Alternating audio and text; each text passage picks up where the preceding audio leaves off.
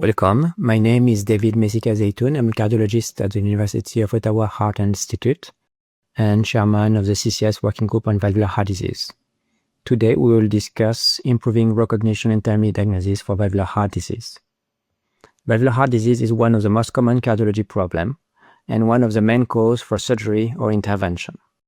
The two most common valvular heart diseases are aortic stenosis and mitral regurgitation. But interestingly, looking more precisely at the forgotten valve, tricuspid regurgitation, its prevalence is as high as aortic stenosis. Valvular heart disease is the next epidemic. The most common cause of valvular heart disease is degenerative, and the prevalence of all valvular heart disease increases dramatically with aging.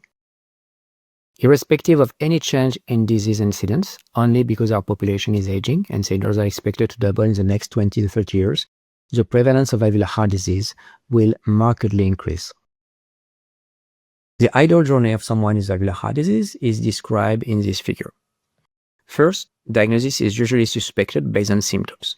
Critically, those symptoms are non-specific, and that's why it's always important to have in mind valvular heart disease in case of shortness of breath, chest pain, or palpitation. In the absence of symptoms, a valvular heart disease could be suspected by physical examination and auscultation. When suspected, the diagnosis is confirmed by an echocardiography, which will also provide an assessment of valvular heart disease severity, mechanism, etiology, and consequences. Then the patient should be referred to a cardiologist, ideally with expertise in valvular heart disease, who will assess the patient, follow him, and timely refer the patient for an intervention when needed. The referring hospital should have the capability to perform state-of-the-art intervention in a timely manner. Unfortunately, all these steps are flawed. Access to the family physician is difficult. Often, no auscultation is performed. Access to echocardiography is also very limited, as access to specialists.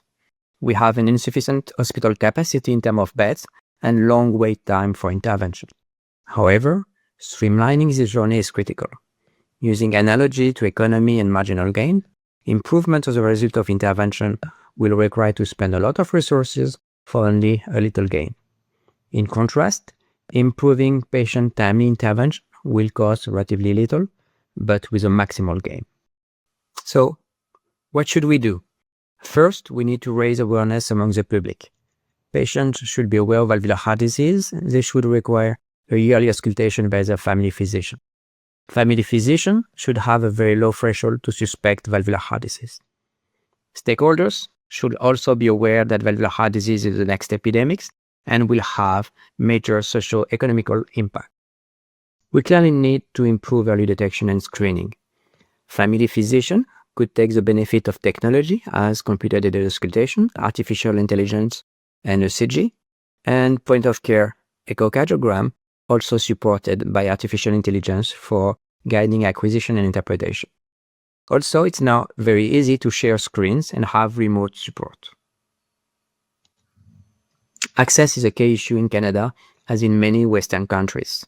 Access to family physician, access to cardiologists, access to testing must be improved. We need to develop organized referral pathways to help family physicians and community cardiologists. Our hospitals are over capacity. We need to solve that major issue as well. In conclusion, valvular heart disease is the next epidemic.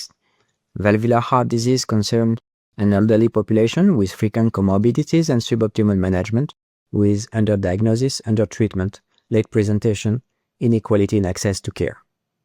There is a critical need to improve valvular heart disease awareness in the public and the medical community, to develop new strategies to diagnose valvular heart disease early in the course of the disease, and to establish integrated healthcare pathways to improve the outcome of Canadians living with valvular heart disease.